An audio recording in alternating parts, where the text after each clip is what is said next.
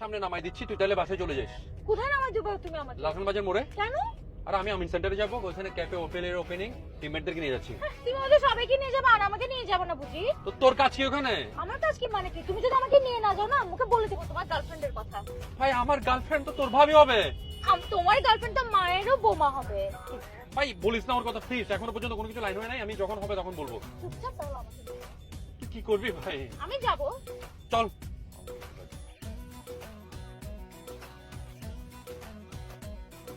যেখানে সেখানে আমার সাথে যাওয়াটা এগুলো মুখ্য না। যেখানে সেখানে আমার সাথে যাইস না, বুঝছো? এখানে আমি টিম মেম্বারদেরকে নিয়ে আসছি।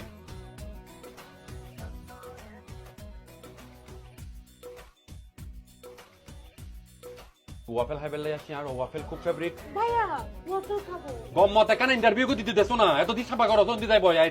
আম্মুকে বলে দিই। আচ্ছা সব ভাইয়া আম্মুকে বলে দিব।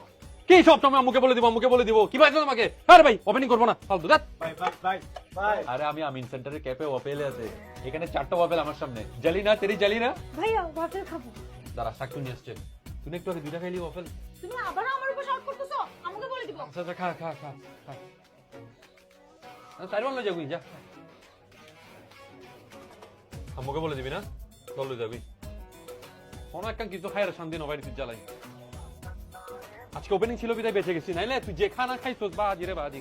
লালখান বাজার মুরুত কি আইডিয়া এত ডিয়ালো তুই তারা বেগুনে। তো বড় ভাই হইছে কেন? কেতারে ঘুরিস।